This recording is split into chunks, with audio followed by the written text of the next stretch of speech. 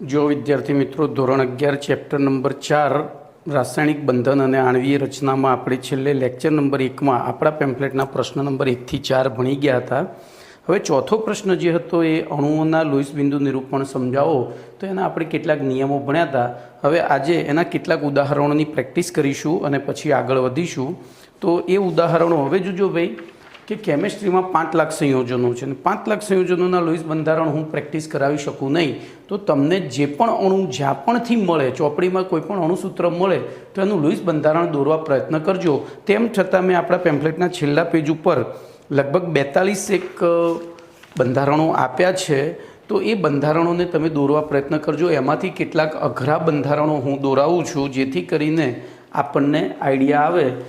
હવે અઘરા છે કે નહીં એ તો તમારા ઉપર ડિપેન્ડ કરે છે, આવડી જાય તો સહેલા, ના આવડે તો અઘરા। તો મારી દૃષ્ટિએ જે હું રેન્ડમલી કરાવું છું, તમને જે ન આવડે મને પૂછજો। પણ લોઇસ બિંદુ નિરૂપણ એક એવો આર્ટિકલ છે કે જો એ આવડી ગયો તો કેમિસ્ટ્રી 40% તો એમને આવડી જાય, બરાબર। તો જોઈએ અહીંયા આપણે H2S2O6નું લોઇસ બિંદુ નિરૂપણ કરવું છે। બોલો નિયમ પ્રમાણે જઈએ। હવે જો હું તમને એક ટ્રીક આપીશ તો આના પહેલાં નિયમોની ચર્ચા કરી લઈએ। નિયમોની ચર્ચા કર્યા પછી હું ટ્રીક આપું છું। બોલો કોઈપણ અણુનું લોઇસ બિંદુ નિરૂપણ કરવું હોય તો સૌથી પહેલો કેન્દ્રીય પરમાણુ નક્કી કરવો પડે। કેન્દ્રીય પરમાણુની પછી એની ફરતે વધુ વિદ્યુત ઋણ પરમાણુઓ ગોઠવવા પડે અને પછી બાકી વધેલા એની ફરતે ગોઠવવા પડે। આ એક જ વસ્તુ। સૌથી પહેલો શું નક્કી કરવો પડે? કેન્દ્રીય પરમાણુ। બીજા નંબરે વધુ વિદ્યુત ઋણ પરમાણુઓ અને પછી જે વધ્યા એ ત્રીજા નંબરે। તો જોજો આમાં કેન્દ્રીય પરમાણુ નક્કી કરવાના નિયમ હતા કે અણુમાં રહેલા વિવિધ પરમાણુઓ પૈકી જેની વિદ્યુત ઋણતા ઓછી અને બાહ્યતમ કક્ષામાં ઇલેક્ટ્રોનની સંખ્યા વધારે હોય એને કેન્દ્રીય પરમાણુ તરીકે પસંદ કરાય। પણ આપણે જો એવું ન યાદ રહે તો હું એક ટ્રીક આપું છું। કેન્દ્રીય પરમાણુ નક્કી કરવાનો ક્રમ તો સંયોજનના અણુમાં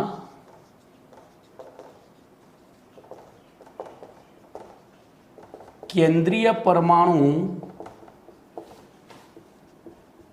નક્કી કરવાનો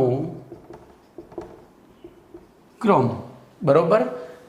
તો એ ક્રમમાં જો સૌથી પહેલાં ધાતુ HFOX એક્સ તરીકે જો એફ આવી ગયો છે એટલે કલી બહાર આવી, અધાતુ। આ ક્રમમાં જવાનું, આ ક્રમમાં જવાનું। જે છેલ્લો વધે ને, જે છેલ્લો વધે,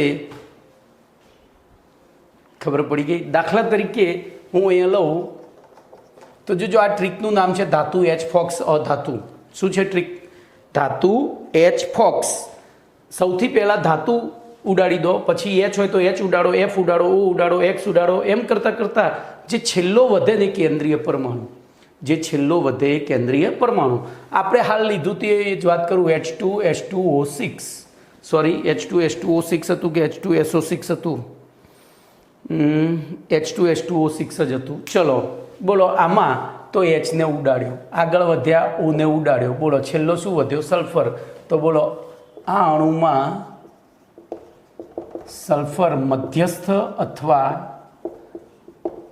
કેન્દ્રીય પરમાણુ છે। બોલો ક્લિયર? હવે આગળ વધીએ તો લોઇસ બિંદુ નિરૂપણ પ્રમાણે સૌથી પહેલાં તો અહીંયા 2 સલ્ફર છે તો 2 સલ્ફર દોરવા પડે। એની ફરતે હવે સલ્ફરનો પરમાણુ ક્રમાંક 16 છે। ઇલેક્ટ્રોન રચના લખીએ તો નિયોન કમ્પ્લીટ 3s2 3p4 થાય। જો 10મા ધોરણની ઇલેક્ટ્રોન રચના નહીં લખવાની, નહીતર ગાંડા થઈ જશો, જવાબ નહીં આવે। 11માની કોર ઇલેક્ટ્રોન રચનાનો જ ઉપયોગ કરવાનો છે। તો બાહ્યતમ કક્ષામાં 6 ઇલેક્ટ્રોન થયા, 2 અને 4 6। તો બંનેની બાજુ હવે જો હું કેવી રીતે ઇલેક્ટ્રોન દર્શાવીશ, તો થોડી બુદ્ધિ પહેલેથી દોડાવવી પડે ઇલેક્ટ્રોન ગોઠવતા પહેલાં। ચલો આપણે તો વિચારીએ કે સલ્ફરની બાહ્યતમ એની ફરતે આપણે ઓક્સિજન ગોઠવવાના છે। હવે એક સલ્ફરની બાજુમાં એક સલ્ફર તો આવી ગયો છે, એનો મતલબ કે બાકી દરેક સલ્ફરની ફરતે 3 ઓક્સિજન આવશે। તો આપણે આ સલ્ફરના 6 ઇલેક્ટ્રોનને 4 દિશામાં ગોઠવવા પડે। તો 4 દિશામાં ગોઠવીએ, 1 2 3 4 5 અને 6। શક્ય એટલા સામસામે દૂર ગોઠવવાના। જોજો 1 2 3 4 5 6 અથવા અહીંયા 5 6 લેવાય, પણ એમાં ગોઠવણી પછી ઊભી થશે। ચલો અહીંયા પણ એ રીતે ગોઠવી દીધા। હવે એની ફરતે ઓક્સિજન ગોઠવીએ તો જોજો ઓક્સિજન આપણી પાસે 6 છે તો 3 આને આપ્યા અને 3 આને આપ્યા તો એક ઓક્સિજન અહીંયા ગોઠવ્યો, એક ઓક્સિજન અહીંયા ગોઠવ્યો, એક ઓક્સિજન અહીંયા ગોઠવ્યો, એક અહીંયા, એક અહીંયા, એક અહીંયા. બોલો કમ્પ્લીટ. હવે ઓક્સિજનના ઇલેક્ટ્રોન ગોઠવીએ તો ઓક્સિજનનો પરમાણુ ક્રમાંક 8 છે, ઇલેક્ટ્રોન રચના હિલિયમ કમ્પ્લીટ 2s2 2p4 છે. બોલો આની બાહ્યતમ કક્ષામાં 6 ઇલેક્ટ્રોન છે તો ઓક્સિજન હવે આ 6 ઇલેક્ટ્રોન કેવી રીતે ગોઠવશે એ ધ્યાન રાખીએ. તો ઓક્સિજન આ ઇલેક્ટ્રોનને એવી રીતે ગોઠવશે કે જેથી ભાગીદારી કરીને પછી શું થાય, અષ્ટક રચના પૂર્ણ થાય. તો બોલો અહીંયા 2 ગોઠવ્યા, આ રીતે 6 ગોઠવ્યા. કેમ? તો સલ્ફરે 2 ગોઠવ્યા હતા એટલે એને 2 ગોઠવ્યા. ચલો એવી રીતે અહીંયા પણ 2 ગોઠવ્યા. ટોટલ 6 માંથી આ દિશામાં 2, 2 આમ 2 આમ આ રીતે ગોઠવી દીધા. ચલો એવી રીતે અહીંયા પણ 2 ગોઠવ્યા, અહીંયા પણ 2 ગોઠવ્યા આ રીતે. ચલો 4 ઓક્સિજનનું થઈ ગયું. આ ઓક્સિજન કઈ રીતે ગોઠવશે? તો સલ્ફર એક જ ગોઠવ્યો છે તો એ આ રીતે 6 ગોઠવશે. જુઓ આ પણ આ રીતે જ ગોઠવશે. હવે આપણી પાસે જુઓ સલ્ફર થઈ ગયા, ઓક્સિજન થઈ ગયા. હવે વાર્તા આવી હાઇડ્રોજનની. તો હાઇડ્રોજનને ગોઠવતા પહેલાં આ જે લોકો આપણે જેમને ગોઠવી દીધા છે એમની અષ્ટક રચના પૂર્ણ થઈ છે કે નહીં એ ચેક કરવાનું. તો હવે છે ને સીધી અહીંયા ભાગીદારી બતાવવાની. બોલો અહીંથી આમ ભાગીદારી બતાવી, પહેલી આડી લાઈન પકડવાની. બોલો આ સલ્ફરના 8 થઈ ગયા કારણ કે હવે આ ભાગીદારી થઈ એટલે આ ઇલેક્ટ્રોન યુગમાં આનું પણ ગણાય ને આ ઇલેક્ટ્રોન આનું પણ ગણાય. એટલે બોલો આ સલ્ફરની ફરતે 2 2 4 2 6 2 8 થઈ ગયા. એવી રીતે આના પણ 2 2 4 2 6 2 8 થઈ ગયા. બરોબર. આડું પહેલું પકડવાનું, ઊભું પછી જોઈશું. ચલો હવે ઊભું જોઈએ. આપણું આડું પતી ગયું. જો આની બાકી છે, આની બાકી છે, આની બાકી છે એટલે આપણે આડામાં આટલું ખબર પડી કે ભાઈ આની પતી ગઈ, આની પતી ગઈ, આની બાકી છે. હવે ઊભા જોઈ લઈએ. તો ઊભામાં જોઈએ તો બોલો અહીંથી હું 2 લાઈન દોરું આ રીતે. બોલો શું થશે? શું થશે વિચારો? તો આ ઓક્સિજનની પૂરી થઈ જશે. આની થશે, આની થશે, આની થશે. પણ બોલો પણ તો હવે ધ્યાન રાખજો, લુઈસ બિંદુ નિરૂપણનો એક ખુરાફાતી નિયમ આવે છે, એકદમ ડેન્જર, લોકોને ના ખબર પડે એવું. બોલો અહીંયા સલ્ફરને શું થઈ ગયા? ઝાડા થઈ ગયા. હવે ગણો 2 2 4 2 6 2 8 2 10 ને 2 12 ઇલેક્ટ્રોન થયા. એની ક્ષમતા 8 રોટલી ખાવાની હતી મહત્તમ અને 1.5 12 ખવડાવી છે. બિચારો ડબલું લઈને દોડી દોડીને થાકી જાય. પણ અહીંયા આપણી એક મર્યાદા છે, આપણે આ રીતે દર્શાવવું પડશે કારણ કે તો લુઈસે જ કહ્યું છે કે અમુક જગ્યાએ અષ્ટક રચના પૂર્ણ થાય તો પણ એના કરતાં વધુ ઇલેક્ટ્રોન ધરાવતા પરમાણુઓ પણ સ્થાયી છે. એટલે જોજો હવે તમે જુદી જુદી ચોપડીઓમાં એટલે ઇન્ટરનેશનલ બુકો જોશો તો એમાં 2 પ્રકારના લુઈસ બંધારણ દેખાય છે. એક તો આવું આ રીતે ડબલ બોન્ડથી દર્શાવ્યું હોય અથવા જોજો અહીંયાથી આમ ના દર્શાવ્યા હોય, આ ઇલેક્ટ્રોન અહીંયા દર્શાવ્યા હોય. ભાઈ હું બીજું દોરી રહ્યો છું. બરોબર. આ ઇલેક્ટ્રોન ક્યાં દર્શાવેલા હોય? નીચે તરફ. તો સલ્ફરના એઝ ઇટ ઇઝ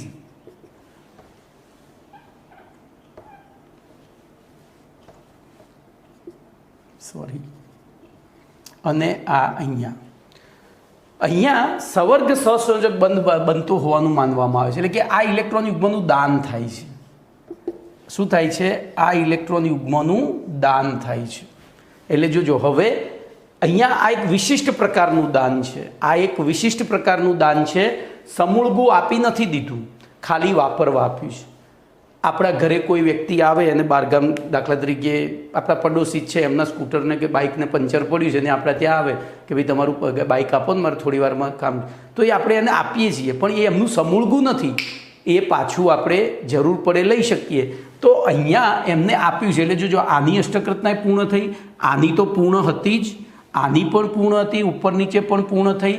તો તમને આવી જગ્યાએ આવા 2 પ્રકારના લુઈસ બંધારણ જોવા મળી શકે છે. કેટલાકમાં અહીંયા ડબલ બોન્ડ દોરેલો હોય તો કેટલાકમાં આવી રીતે સવર્ગ સહસંયોજક બંધ દોરેલો હોય. હવે 2માંથી સાચું કયું?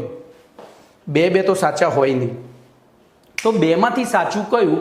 તો એના માટે તમારે જોવાનું કે દાતા પરમાણુ, આ દાતા પરમાણુ કહેવાશે કારણ કે ઇલેક્ટ્રોન યુગમાં આપે છે, અને લેનાર પરમાણુ, જો લેનાર પરમાણુ પાસે ખાલી ડી કક્ષકો હોય,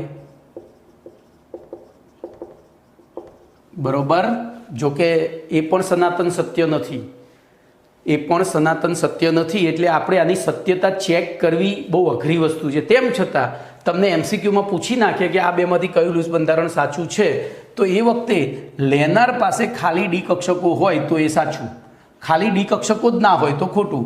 તો બોલો, અહીંયા બાયતમ કક્ષા બીજી છે, બીજી કક્ષામાં 2D હોતી નથી, અને 2D ના હોય તો આ ખોટું. એટલે સલ્ફ્યુરિક એસિડમાં આર્યુએ, હું અહીંયા છે ને હવે તમને ખબર પડે એ માટે એક આ રાખું છું ને એક આ રાખું છું. બોલો, તો આ બેમાંથી સાચું કયું? આર્યુએ, આને કયું ડાયથાયો સલ્ફ્યુરિક એસિડ કહેવાશે, બરાબર. બોલો શું થશે? તો આ સાચું કે આ સાચું? તો અહીંયા આ સાચું થાય. પણ તમને ઘણી ચોપડીમાં આપી છે અને ઘણીમાં આપ્યું છે, બંને સાચા જ ગણાય છે. પણ આ તો જીનિટ લેવલે પૂછે તો કે આ બેમાંથી સાચું કયું? તો આર્યુએ સાચું. કેમ આ સાચું? તો સવર્ગ સહસંયોજક બંધમાં ઇલેક્ટ્રોન યુગ્મનો સ્વીકાર કરવા માટે ખાલી ડી કક્ષકો હોવી જરૂરી છે, અને ખાલી ડી કક્ષકો હોય તો જ એ સાચું, બાકી નહીં. બરોબર, ખાલી ડી કક્ષકો હોય તો એ સાચું, બાકી નહીં. હવે ધ્યાન રાખજો, જોજો, હવે આ પણ સાચું છે પણ એમાં એરોની નિશાની ખોટી છે, એ હું સાબિત કરીશ. આ પણ સાચું છે પણ એરોની નિશાની ખોટી છે. તો આપણે બે બે સાચા છે એવું પકડીને જ ચાલવાનું છે. જસ્ટ આ તો તમને કોઈ કન્ફ્યુઝ કરતો હોય ત્યારે તમારી પાસે જવાબ હોવો જોઈએ કે ભાઈ આ સાચું કે આ સાચું. તો એ વખતે આ એરોની નિશાની ખોટી છે. કેમ? તો અહીંયા જોજો, પહેલાં આ બે ઇલેક્ટ્રોન સલ્ફર કરતાં ઓક્સિજનની વિદ્યુત ઋણતા વધારે છે, એટલે ઓક્સિજન શું કરશે? આ બે ઇલેક્ટ્રોન દાદાગીરીપૂર્વક લઈ જ લેશે, લઈ લેશે. એટલે બોલો, અહીંયા +2 વીજભાર પેદા થશે. અને સલ્ફરની બાયતમ કક્ષામાં 3s 3p પછી 3d કક્ષક છે ખાલી, તો એમાં પાછું દાન કરશે. એટલે કે આ તો દાદાગીરીનો ધંધો થયો. શું થયો? દાદાગીરીનો ધંધો થયો, બરોબર. તો આ પ્રમાણે તો પછી ત્રીજું, તો આ એરો દોર્યો હોય ને તો ખોટું, ઉપર તરફ એરો દોર્યો હોય તો ખોટું, નીચે તરફ દોર્યો હોય તો સાચું. હવે જોજો, મેં તમને કહ્યું છે એ પ્રમાણે કે હું પેમ્ફલેટની અંદર બધા જ પ્રશ્નોના જવાબ સાચા આપતો નથી, ખાસ કરીને જેના જવાબો આપ્યા ને જેમાં આ રીતે બુદ્ધિ ચલાવવાની હોય. હા, નોલેજ બેઝ પ્રશ્ન હોય તો હું સાચા જ આપું છું, પણ જેમાં તમારે બુદ્ધિ ચલાવવાની છે તો જોજો, હવે તમને જે લૂઇસ બંધારણ દોરીને આપ્યા છે એની કોપી મારશો તો માર્ક્સ નહીં મળે, એની કોપી મારશો તો માર્ક્સ નહીં મળે. આ રીતે વિચારીને લખશો તો જ સાચું પડશે. કાં તો આ સાચું છે, કાં તો આ સાચું છે, આ ખોટું છે. કમ્પ્લીટ? ક્લિયર? ખબર પડી ગઈ ને? તો હવે આગળ વધીએ. તો હવે જોજો, આની અષ્ટક રચના હવે હું બધામાં એરો ઊંધા કરી દઉં. ચલો, અહીંયા બધામાં જોજો, હું થોડી બુદ્ધિ વાપરીને જ કરું છું. તો આ કોના ગોળ ઇલેક્ટ્રોન? કોના ઇલેક્ટ્રોન છે? સલ્ફરના છે. ઓક્સિજને સલ્ફર પાસેથી લીધા અને પછી દાતા તરીકે વર્ત્યું. લીધા એટલે શું થયું? સલ્ફરની અષ્ટક રચના પૂર્ણ થઈ ગઈ. એને પાછી આપવા માટે એને પછી આ વિશિષ્ટ પ્રકારનો બંધ બનાવ્યો, તો આને લિગેન્ડ કહેવાશે. જોજો, બીજો MCQ. હવે પહેલાં આપણે આનું લૂઇસ બંધારણ પૂરું કરીને પછી આમાંથી MCQ જોઈએ. એટલે જોજો, હું તમને એવું કહું છું કે GNEETમાં જે MCQ પૂછાય છે 30 કે 40, એમાંથી તમને લૂઇસ બિંદુ નિરૂપણ આવડતું હોય ને તો 50%થી 60% MCQ તો આમાંથી જ નીકળી જાય. જો કોઈ અણુ સંબંધી પ્રશ્ન હોય એટલે એમાં આ જ પૂછવાનું. ચલો, હવે આની અષ્ટક રચના પૂર્ણ, આની પૂર્ણ, આની પૂર્ણ, આની પૂર્ણ, આની પૂર્ણ, આની પૂર્ણ, આની પૂર્ણ, આની પૂર્ણ. હજુ આની બાકી છે. સોરી, આ બે મેં ખોટા એરો કર્યા. તો આપણી પાસે બે બ્રહ્માસ્ત્ર પડ્યા છે, હાઇડ્રોજન. બોલો, જોઈ લો, બધાની અષ્ટક રચના હવે પૂર્ણ થઈ ગઈ. તો આમ આપણને અણુમાં જેટલા પરમાણુ આપ્યા છે બધાની અષ્ટક રચના પૂર્ણ થાય એ રીતે એમની વચ્ચે ઇલેક્ટ્રોનની વહેંચણી, એને કહેવાય લૂઇસ બંધારણ. કમ્પ્લીટ? ચલો, હવે બીજું ઉદાહરણ લઉં એટલે તમને પાક્કા પાયે ખબર પડી જાય.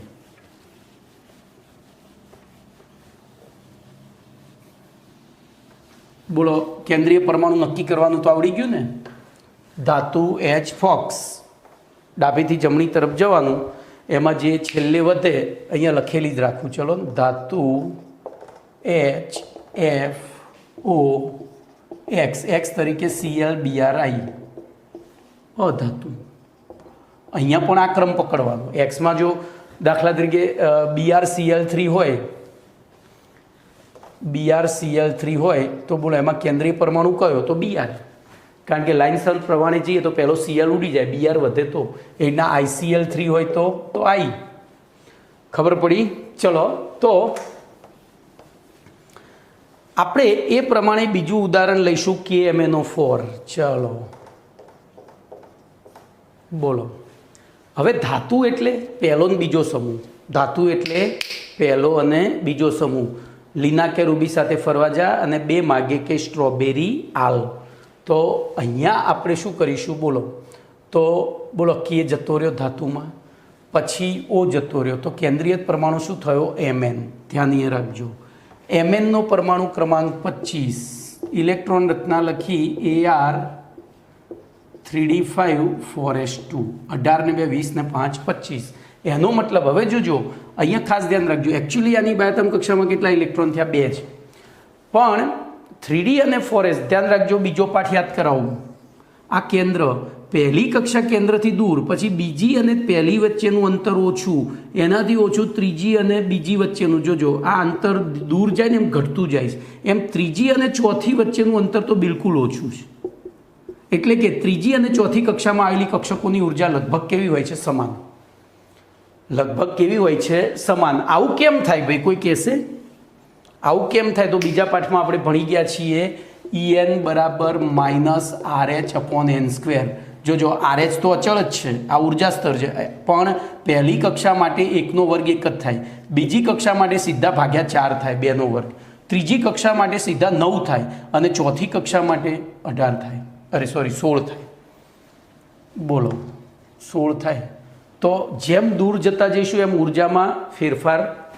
ખબર પડી ગઈ? તો આવી પરિસ્થિતિમાં તો આમની ઉર્જાનો તફાવત નહીવત છે. કેવો છે? નહીવત. અને નહીવત છે તો એ બધા જ ઇલેક્ટ્રોન સંયોજકતા ઇલેક્ટ્રોન તરીકે વર્તે છે. કેમ? પાછું બીજું કારણ કહું. 4s પહેલી ભરાય છે ને 3D પછી ભરાય છે. 4s પહેલી ભરાય અને 3D પછી ભરાય, એટલે પાછળથી દાખલ થતા ઇલેક્ટ્રોન તો વર્તી જ શકે, પણ બાર આ છે એટલે પહેલાં આ દૂર થશે ને પછી આ દૂર થશે. તો આપણે Mnની બાહ્યતમ કક્ષામાં કેટલા ઇલેક્ટ્રોન દર્શાવવા પડશે? તો 5 ને 2 7. જોજો કમ્પ્લેટ. હવે એની ફરતે 4 O ગોઠવીએ. ધ્યાનથી જોજો ભાઈ. લુઈસ બંધારણ મેં પેમ્પલેટની અંદર 80% ખોટા આપ્યા છે. તમે સાચું શીખો એ માટે. પેમ્પલેટ એટલે જે જવાબો આપ્યા છે એમાં. બોલો અહીંયા હું શું કરીશ? તો 1 2 3 4 અને 5 ગોઠવું. કેમ ભાઈ? મેં આ ઓક્સિજનને અહીંયા કેમ ના ગોઠવ્યા? તો ઓક્સિજન કેમિસ્ટ્રી જગતનો બીજા નંબરનો વિદ્યુત ઋણ પરમાણુ. બરોબર. એને નામ આપણે આપ્યું હતું સર્કિટ. યાદ છે ને? ફ્લોરિન એટલે મુન્નાભાઈ MBBS અને ઓક્સિજન એટલે સર્કિટ. તો સર્કિટ શું કરશે? આ ઇલેક્ટ્રોનને પહેલાં પોતાની પાસે લઈ લેશે અને -2 વીજભાર ધારણ કરશે. સામે આ કયો ધારણ કરશે? +2. કારણ કે આ તો ધાતુ છે, ધાતુની વૃત્તિ તો દાન કરવાની જ. તો જોજો અહીંયા આ બધા ઇલેક્ટ્રોન કોણ લઈ લે છે? સોરી, અહીંયા ચોકડી દર્શાવવા દો ભાઈ. અહીંયા છે ને જુદા જુદા પરમાણુ માટે ઇલેક્ટ્રોનની સંજ્ઞા માટે બિંદુ અને ચોકડી વાપરજો, એટલે તમને ખબર પડે કે કયો ઇલેક્ટ્રોન કોનો છે. પેનનો કલર એકના એક હશે એટલે આપણને ચોકડી તો એ ઓક્સિજનના અને રાઉન્ડ એટલે કે બિંદુ તો એવી રીતે અહીંયા બોલો તો શું થશે? તો અહીંયા 2, કારણ કે Mn ધાતુ વર્ગમાં આવે, સંક્રાંતિ ધાતુ, એટલે એના ઇલેક્ટ્રોન અને આ કેમિસ્ટ્રી જગતનો ગુંડો છે. તો બોલો હવે બોલો આની અષ્ટક રચના પૂર્ણ થઈ ગઈ. આની અહીંયા -2 થયો, અહીંયા -2 થયો, અહીંયા -1 થયો. હજુ તો અહીંયા કેટલો વીજભાર પેદા થયો? +7. એટલે કે આ બધી કક્ષકો શું થઈ ગઈ? ખાલી થઈ ગઈ. અને Mn અષ્ટક રચના ધારણ કરી લીધી સ્થાયી. પણ હવે જોજો આ +7 વીજભાર વડે આ ઇલેક્ટ્રોન પાછા આકર્ષાશે, એટલે અહીંયા એને અષ્ટક રચના જોજો ફરીથી આ રીતે અષ્ટક રચના પૂર્ણ થાય અને જોડાયેલા રહે એ માટે આ રીતે આ જે લીધા હતા જે ઇલેક્ટ્રોન યુગ્મો પાછા આપશે. અને આને કહેવાય સવર્ગ સહસંયોજક બંધ. કયો બંધ કહેવાય? એવી રીતે અહીંથી તો આ ઇલેક્ટ્રોન યુગ્મ નહીં આવે, બરોબર? તો આપણે અહીંયા કશું, કારણ કે દાન આખું ઇલેક્ટ્રોન યુગ્મ આવતું હોય તો જ એરો કરાય. તો અહીંયા શું કરીશું, હવે આ રીતે લાઈન દોરીશું.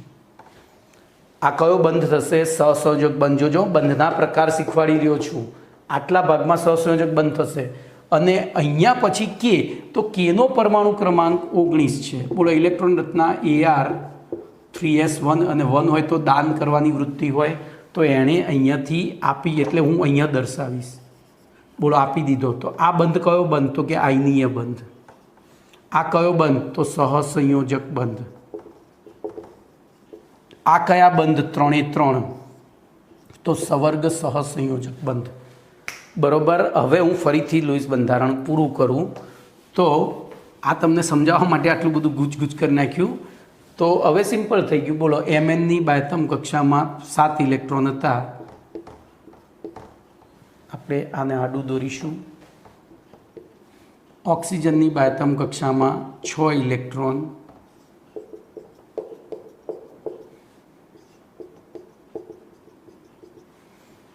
ઓક્સિજનની બાહ્યતમ કક્ષામાં 6 ઇલેક્ટ્રોન અને કેની બાહ્યતમ કક્ષામાં 1 ઇલેક્ટ્રોન.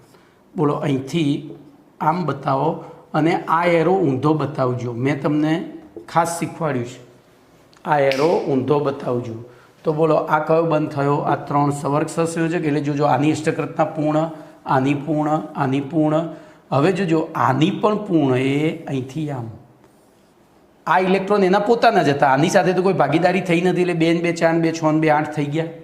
આર્યો કયો બંધ થયો? સહસંયોજક. અને આની પણ પૂર્ણ જોઈ લો, ખબર પડી. 2 2 4 2 6 2 8 તો આ પૂર્ણ. હવે કેની જુઓ તો કે દાન કરી દીધું તો અંદરની પાછી પૂર્ણ. તો બધા પરમાણુ સ્થાયી થઈ ગયા, કમ્પ્લેટ. ચલો એના પછી એકાદ ઉદાહરણ લઉં છું, બાકી તમારે જાતે કરવાનું છે. દાખલા તરીકે IF7. એક બે લઈ લઉં છું હજુ. ભાઈ આને છે ને એકદમ સિરિયસલી ભણજો, ખાલી જોઈ ના લેતા, નહીંતર નહીં આવડે તમને કહું છું. અને આ આવડ્યું તો પછી 12મા ધોરણમાં મારા ટ્યુશનની જરૂર નથી, એ પણ ઓપન ચેલેન્જ આપું છું. IF7. બોલો કેન્દ્રીય પરમાણુ કોને ગણીશું? તો ClBr. છેલ્લો કોણ વધ્યો? તો F તો પહેલો એટલે છેદ ઉડી ગયો. બોલો આઈની બાહ્યતમ કક્ષામાં કેટલા ઇલેક્ટ્રોન? તો 7. 1 2 3 4 5 6 અને 7. એફની બાહ્યતમ કક્ષામાં કેટલા ઇલેક્ટ્રોન? તો 7. તો 1 2 3 4 5 6 અને 7. બોલો અહીંથી ભાગીદારી કરી. એવી રીતે હવે હું બધા એફ ચલો દોરી જ કાઢું. એવી રીતે એક એફ અહીંયા આવશે, એક એફ અહીંયા આવશે, એક એફ અહીંયા આવશે,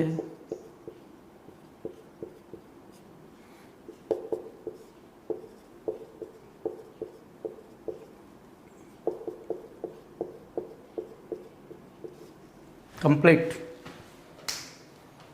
તો આમાં તમે જુઓ તો અહીંથી સર્કલ બતાવવું પડે આઈના ઇલેક્ટ્રોન માટે. સોરી, હવે થોડું સમજી શકો છો તમે, કારણ કે મારો આ બોર્ડ સ્મૂથ હોય ને એટલે પેન સ્લીપ મારી જાય. તો બોલો આઈ પાસે કેટલા ઇલેક્ટ્રોન થયા? 2 2 2 2 2 2 7 દૂન 14 ઇલેક્ટ્રોન થયા. તો શું આઈ સ્થાયી થયો? આઈને તો એકની જ જરૂર હતી ને, આવું થઈ જાય ના સ્થાયી થઈ જાય. આઈના એ 7 અને એફના 7. તો બોલો 2ની અષ્ટક રચના પૂર્ણ થઈ ગઈ કે નહીં? તો IF જ બનવો જોઈએ ને. બોલો IF7 કેમ બન્યો? કેમ બન્યો? તો એનું કારણ છે આની દાદાગીરી. કેમિસ્ટ્રી જગતનો મહાન ગુંડો છે, સૌથી વધુ વિદ્યુત ઋણ પરમાણુ. કેમિસ્ટ્રી જગતનો સૌથી વધુ વિદ્યુત ઋણ પરમાણુ. એટલે શું જોશે કે ભાઈ એક આપ્યો અને આની વિદ્યુત ઋણતા પ્રમાણમાં ઘણી ઓછી છે, એટલે કે આ સીધો સાદો જ આ ગુંડો છે. તો આવા ગુંડા જેટલા આવશે એક એક ઇલેક્ટ્રોન લઈને ભાગવા જ મળશે. અને શેની રચના થાય છે? IF7ની. તો IF7 એક અપવાદરૂપ લુઈસ બંધારણ છે, જેમાં કેન્દ્રીય પરમાણુમાં અષ્ટક રચના ઉપરાંત વધારાના પણ ઇલેક્ટ્રોન છે, તેમ છતાં તે સ્થાયી છે. ચલો એવી રીતે CrO5 લઉં. જોજો જે અઘરા છે, જે તમને કન્ફ્યુઝ કરે એવા 2-3 ઉદાહરણ લઈશ. હવે મારે શું થોડું વાર લાગે આ બધું દોરતા, તમને સમજાવીને દોરવાનું છે, તમારે જાતે દોરવાનું છે, એટલે જાતે સમજીને દોરો તો ઝડપી પતી જાય. બોલો CrO5. આ રહ્યું એ બંધારણ ઘણી વખત પૂછાઈ ગયું છે ભાઈ. બોલો આમાં કેન્દ્રીય પરમાણુ તો ધાતુ HFO ગયો એટલે Cr. Cr નો પરમાણુ ક્રમાંક કેટલો? તો 24. બોલો ઇલેક્ટ્રોન રચના AR કમ્પ્લીટ 3d5 4s2 થશે. સોરી, હા મારી ભૂલ નહીં થતી ને, હા સોરી, અહીંયા 4s1 થશે. બરાબર, 3d5 4s1 થાય. કેમ ભાઈ યાદ આવ્યું? ડાઈબેનના ઘરમાં આમ તો AR પછી 2 4sમાં ઇલેક્ટ્રોન જાય, અહીંયા 4 જાય, પણ ડાઈબેનના ઘરમાં ડખો પડતો હતો. એ ડખો ન પડે એ માટે એમને આવું કર્યું છે. તો એવી પરિસ્થિતિમાં બોલો, હમણાં કહ્યું એમ 3d અને 4sની ઉર્જામાં નહીવત તફાવત છે, તો ક્રોમિયમની બાયતમ કક્ષામાં કેટલા ઇલેક્ટ્રોન ગણાય? તો 6 ગણાય. જોઈ લો કેટલા ઇલેક્ટ્રોન ગણાય? 6 ઇલેક્ટ્રોન. હવે આ 6ની વહેંચણી કેટલી દિશામાં કરવાની? તો 5 ઓક્સિજન. ધ્યાન રાખજો, હું 5 ઓક્સિજન ગોઠવું પહેલાં 5 દિશામાં. તો આપણે એક આવું ઘર જ બનાવી દઈએ. બોલો, એ આ રીતે ઘર બનાવીએ તો 5 ખૂણા થયા. એક ઓક્સિજન અહીંયા આવે, એક અહીંયા આવે, એક અહીંયા આવે, એક અહીંયા આવે. તો આપણે, હું એ રીતે તમને જો મેથડ શીખવાડું છું. એકદમ આકાર પાછો સંમિત થવો જોઈએ, આકાર ગમે તેવો ના થવો જોઈએ. અને આના કેન્દ્રમાં મેં ક્રોમિયમ મૂક્યું. બોલો, ક્રોમિયમ હવે ઇલેક્ટ્રોન કઈ રીતે ગોઠવશે? એની પાસે કેટલા ઇલેક્ટ્રોન છે? 6. તો બોલો, એક અહીંયા ગોઠવે, એક અહીંયા ગોઠવે, એક અહીંયા ગોઠવે, એક અહીંયા ગોઠવે, અને 2 અહીંયા ગોઠવ્યા. બોલો, તો આ ઓક્સિજન શું કરશે? એક અહીંયા ગોઠવ્યો. જો ઇલેક્ટ્રોનની ગોઠવણી જ શીખવાની છે. આ ઓક્સિજન અહીંયા, હવે જો આપણે જ્યાં 2 ગોઠવ્યા છે ને ત્યાંથી શરૂઆત કરવાની હંમેશા, એટલે તમને સરળતા પડે. ફરીથી સમજો. બોલો, એક અહીંયા, એક અહીંયા, એક અહીંયા અને એક અહીંયા. અચ્છા, ક્રોમિયમના 6 થઈ ગયા. બોલો, આને આપણે થોડા ઉપર દર્શાવીએ એટલે ઘર જેવું લાગે. પરફેક્ટ. હવે તો જ્યાં શરૂઆત કરવાની હંમેશા અહીંથી. બોલો, તો આરે શું કરશે? આ રીતે કરશે. 2 ઇલેક્ટ્રોન લેશે, એટલે કે -2, અને પછી પાછા આપી દેશે. તો હું અહીંથી આમ ઊંધો એરો દોરી કાઢું. ખબર પડી કે નહીં? હવે -2 કાઢી નાખું. ચલો, હવે તો આની અષ્ટક રચના પૂર્ણ થઈ ગઈ. થઈ ગયા ને 8. તો આર્યો આ બાજુ ક્યાંય ભાગીદારી કરશે નહીં. ચલો, અહીંયા ગોઠવીએ. તો અહીંથી આપણે દાખલા તરીકે આ રીતે ગોઠવીએ તો આપણે ઓક્સિજન પાસે 6 છે. તો જોજો, એક અહીંયા ભાગીદારી કરે ને એક અહીંયા ભાગીદારી કરે, એટલે 8 થઈ ગયા. તો આપણે બીજો ઓક્સિજન અહીંયા દર્શાવીને એમાં પણ આવું જ કરીશું. બોલો, એક ભાગીદારી અહીંયા થઈ, એક અહીંયા થઈ ને એક અહીંયા થઈ. પડી? એવી રીતે અહીંયા પણ એવું કરીશું.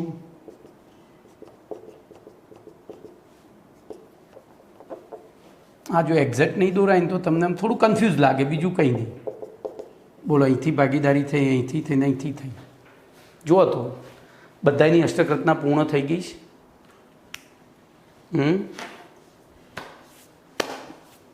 કમ્પ્લેટ. તો આ થયું CrO5નું લુઈસ બંધારણ. પતંગિયા જેવું થાય. હવે ઘણી વખત ચોપડીમાં અહીંયા ડબલ બોન્ડ આપેલો હોય છે. મેં તમને કહ્યું એ પ્રમાણે. તો આપણે જે હોય સાચું જ ગણવાનું છે, કારણ કે મેં બંને રીતે સમજાવી દીધું તમને સાચું શું છે. ઓકે, ચલો. તો એકચ્યુઅલી અહીંયા આનું દાન થાય ને એમાંથી પાછા આવે ખાલી કક્ષકોમાં. એટલે ઇલેક્ટ્રોન છે આના, પણ વાપરશે આર્યોએ. એટલે આમ કરીને આમ બતાવવાનું. ઇલેક્ટ્રોન છે એના, પણ વાપરે છે કોણ? હવે જો એને આપ્યા છે એટલે અહીંયા ઋણ વીજભાર ને અહીંયા ધન વીજભાર. એટલે આપણે સ્કૂટર કોઈને વાપરવા આપ્યું તો કે ભૂલી ના જઈએ, અઠવાડિયે 10 દિવસે ખબર કાઢવા જઈએ કે આપણે સ્કૂટરને કેવું સાચવે છે. એના જેવું છે આ ક્રોમિયમ, પણ એના 2 ઇલેક્ટ્રોનને પોતાની તરફ રાખશે તો ખરો જ. પેલા ઓક્સિજનને એવું ના થવું જોઈએ કે મને આપી જ દીધા છે, મારા છે આ. ઓકે, તો આ થયું CrO5નું લુઈસ બંધારણ. હવે બાકીના મેં 3-4 કરાવ્યા છે, જે સહેલા હતા, અઘરા હતા, સહેલા નહીં. બાકીના તમે વિચારજો, તમને આવડશે. નહીં આવડે તો હું લાઈવ લેક્ચરમાં શીખવાડીશ. ઓકે, ચલો હવે પાછા જઈએ પ્રશ્ન નંબર 5માં. જો અડધો કલાક પ્રેક્ટિસ કરાવી જો ભાઈ, એક જ વસ્તુની એક્ઝેક્ટ 30 મિનિટ થઈ આ લુઈસ બંધારણની પ્રેક્ટિસમાં. મેં 3 જ શીખવાડ્યા છે તમને.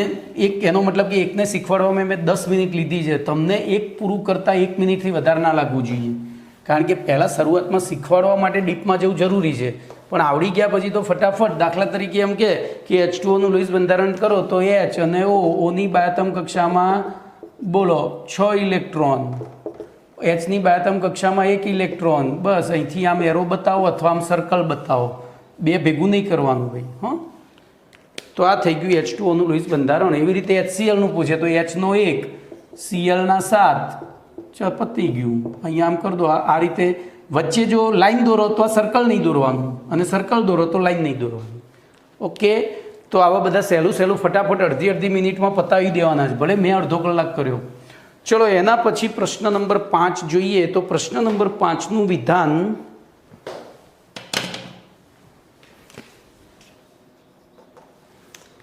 એ છે રાસાયણિક બંધનનો કોસેલ અભિગમ જણાવો. રાસાયણિક બંધનનો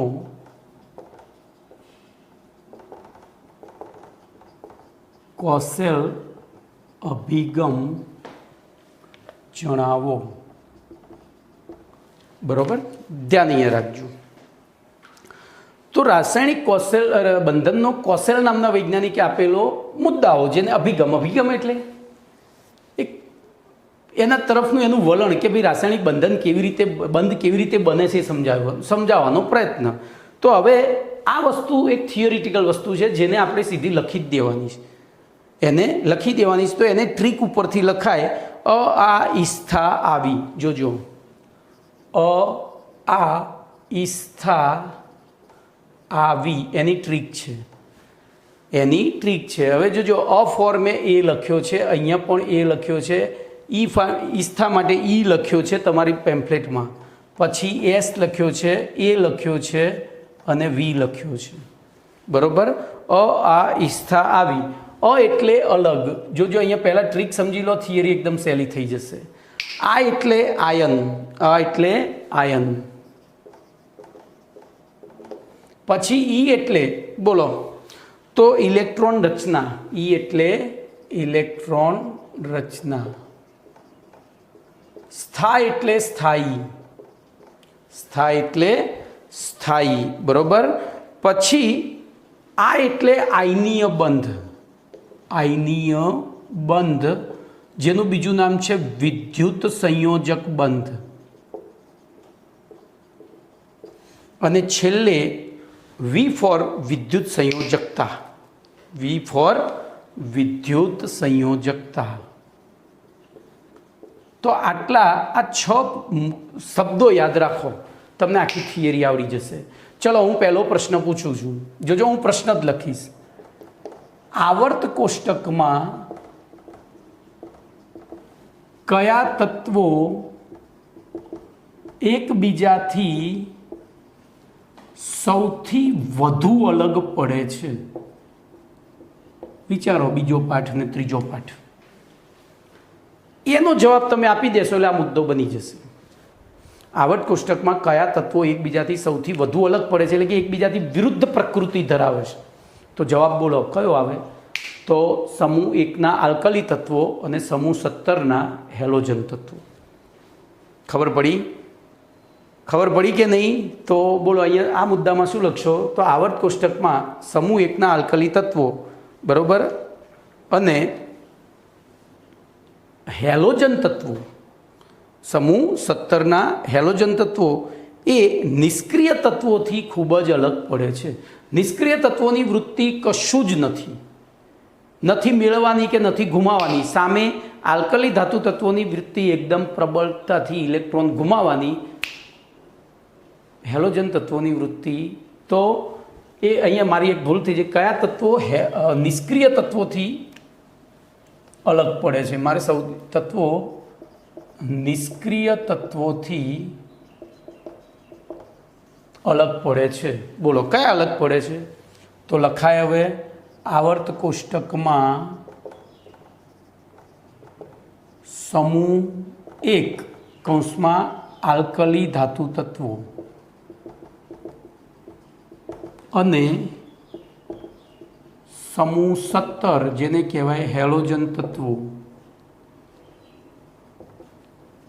ના તત્વો નિષ્ક્રિય તત્વોથી સૌથી વધુ અલગ પડે છે. બોલો પહેલું અલગ ઉપરથી વાક્ય મળી ગયું તો અંદર જોજો પેમ્પલેટમાં આ રીતનું લખેલું છે.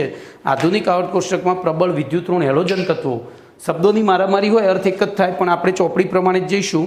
તો આધુનિક આવર્ત કોષ્ટકમાં પ્રબળ વિદ્યુતઋણ હેલોજન તત્વો અને પ્રબળ વિદ્યુતઋણ આલ્કલી તત્વો નિષ્ક્રિય વાયુ તત્વોથી અલગ પડે છે. બોલો, હવે અલગ પડે છે તો એ નિષ્ક્રિય તત્વો જેવા બનવા માટે શું કરે છે? તો બીજો પ્રશ્ન હું બ્લુ પેનથી લખીશ. અહીંયા પહેલા મુદ્દામાં લખવામાં થોડી, એટલે આપણને ખબર પડે કે આયન માટે. તો ઉપરના મુદ્દામાંથી આ તત્વો નિષ્ક્રિય તત્વ જેવા બનવા માટે શું કરે છે?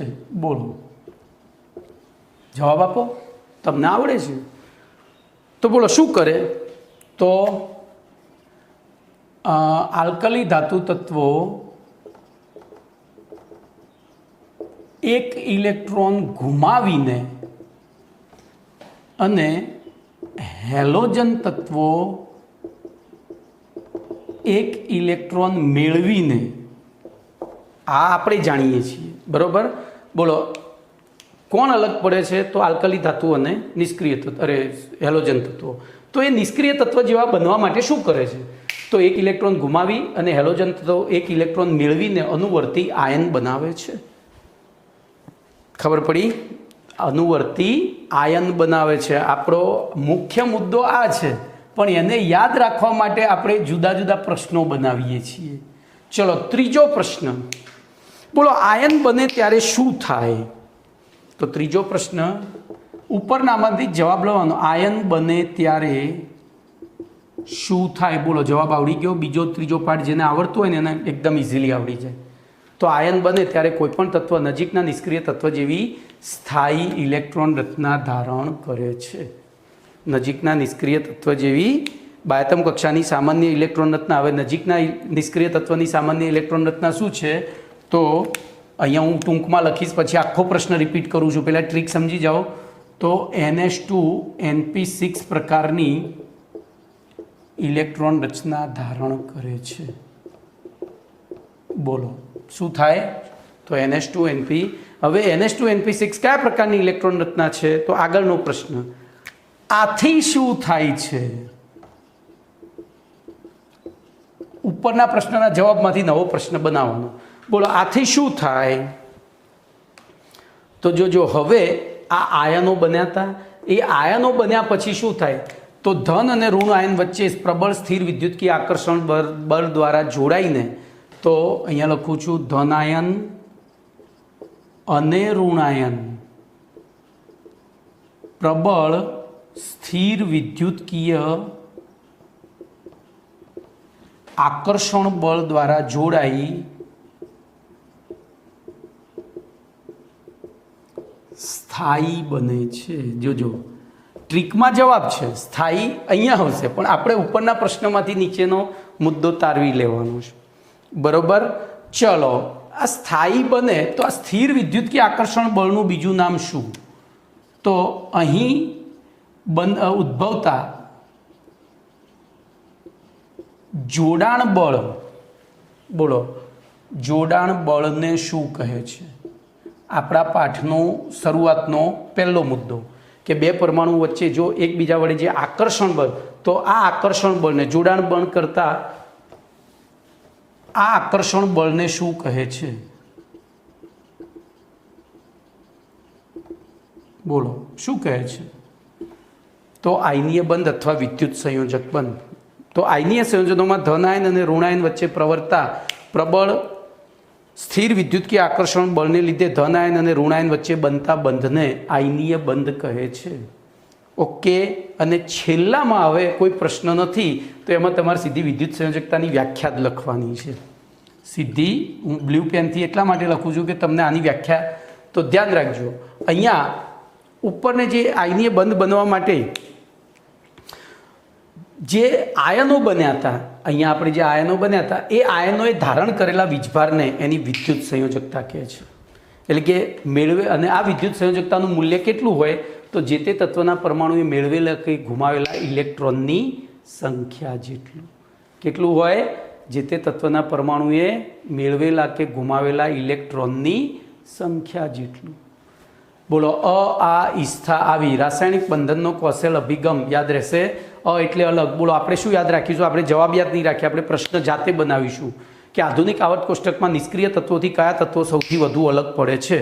તો એનો અલગ પડે છે એનો જવાબ આપી દઈએ તો આધુનિક આવર્ત કોષ્ટકમાં પ્રબળ વિદ્યુત ધન આલ્કલી તત્વો અને પ્રબળ વિદ્યુત ઋણ હેલોજન તત્વો એ નિષ્ક્રિય તત્વોથી અલગ પડે છે.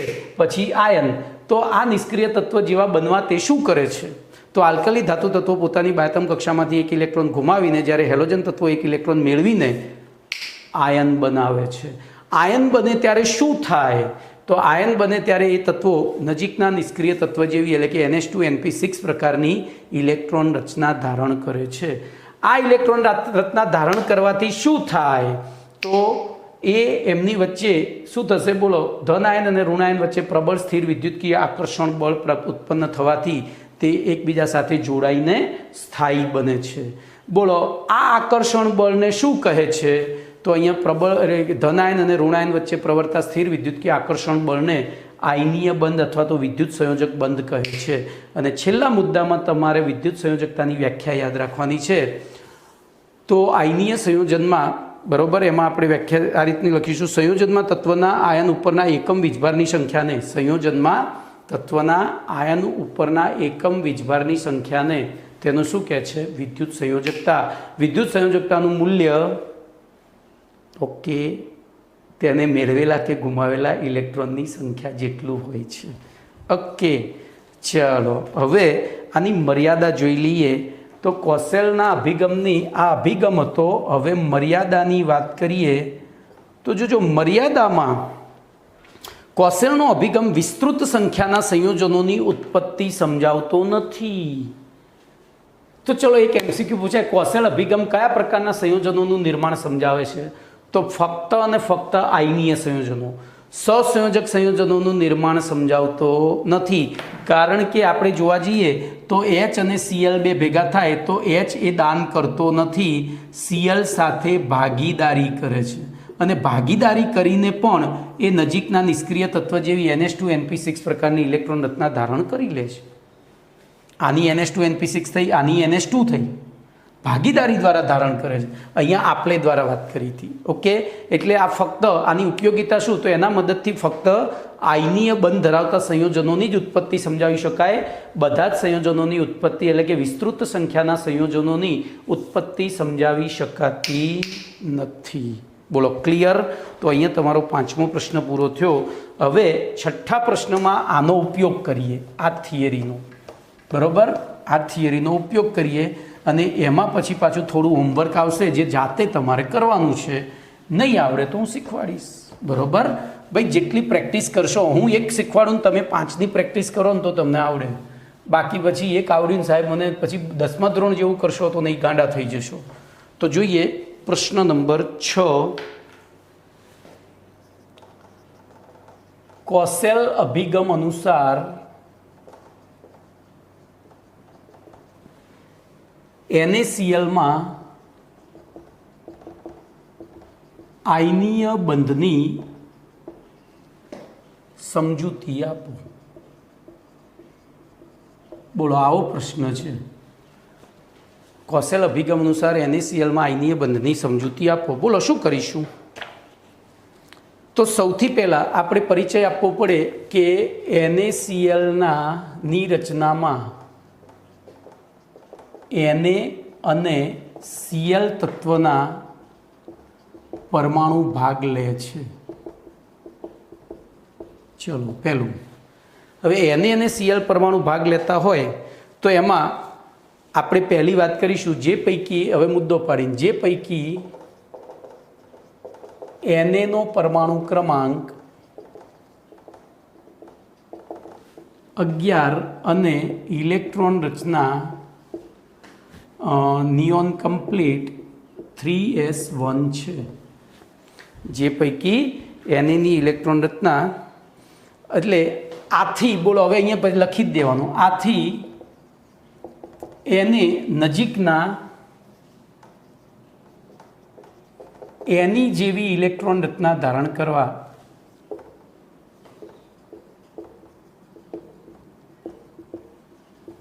3s1 ઇલેક્ટ્રોનને ગુમાવી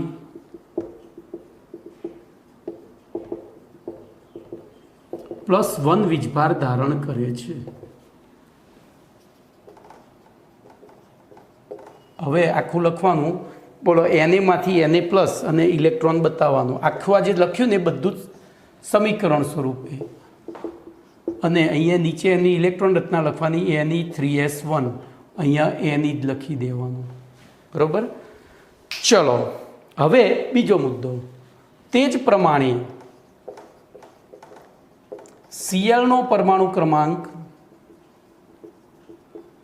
બોલો 17 છે અને તેની ઇલેક્ટ્રોન રચના નિયોન કમ્પ્લીટ 3s2 3p5 છે.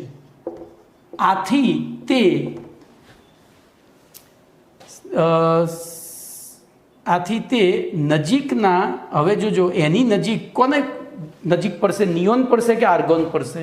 તો આર્ગોન. તો Ar જેવી ઇલેક્ટ્રોન રચના ધારણ કરવા માટે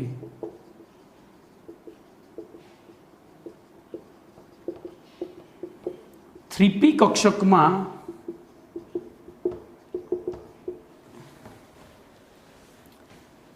એક ઇલેક્ટ્રોન મેળવીને -1 વીજભાર ધારણ કરે છે. અહીંયા મેળવીને ત્યાં લખ્યું, ત્યાં કૌંસમાં લખાય સોડિયમ દ્વારા ગુમાવેલા ઇલેક્ટ્રોનને મેળવીને એમ. તો બોલો અહીંયા હવે આપણે લખીશું Cl gives Cl માઇનસ. હવે જોજો અહીંયા પેલામાં ઇલેક્ટ્રોન દૂર થતો હતો એટલે જમણી બાજુ હતું, અહીંયા ડાબી બાજુ આવે પ્રક્રિયક બાજુ. બોલો આની ઇલેક્ટ્રોન રચના નિયોન કમ્પ્લીટ 3s2 3p5. અહીંયા સીધું આર્ગોન લખી દઉં, અને સીધું આર્ગોન ના લખો તો આ રીતે લખાય neon complete 3s2 3p6 is equal to argon. બરાબર. હવે ત્રીજો મુદ્દો. તો બોલો Na પ્લસ અને Cl માઇનસ વચ્ચે ત્રીજા મુદ્દામાં લખવાનું. તો આ રીતે બનતા Na પ્લસ અને Cl માઇનસ વચ્ચે સ્થિર વિદ્યુતકીય આકર્ષણ બળ ઉત્પન્ન થાય છે, જેના દ્વારા તે એકબીજા સાથે આકર્ષાઈ આયનીય બંધની રચના કરી NaCl અણુ બનાવે છે. તો છેલ્લે હવે અહીંયા હું બોલ્યો જગ્યા નથી એટલે હવે આ તો લખવાનું જ. બરોબર. બાકીનું બધું તમારા શબ્દોમાં જો. છેલ્લા મુદ્દામાં શું રીત લખીશું? આ રીતે બનતા Na પ્લસ અને Cl માઇનસ એકબીજા પ્રત્યે સ્થિર વિદ્યુતકીય આકર્ષણ બળ દ્વારા આકર્ષાઈ એકબીજા સાથે જોડાઈ આયનીય બંધ બનાવે છે અને NaCl અણુનું નિર્માણ થાય છે. આમ NaClમાં Na અને Cl વચ્ચે આયનીય બંધ બને છે. તો આ રીતે બધા માટે લખવાનું છે. હવે જો તમને હોમવર્કમાં MgCl2, KCl, CaCl2, AlCl3 અને FeCl3માં ઉદ્ભવતા આયનીય બંધની રચના કઈ છે, બધાએ હોમવર્કમાં આ રચના પૂરી કરીને મને બતાવવાની છે. ઓકે, તો અહીંયા સુધી રાખીએ છીએ.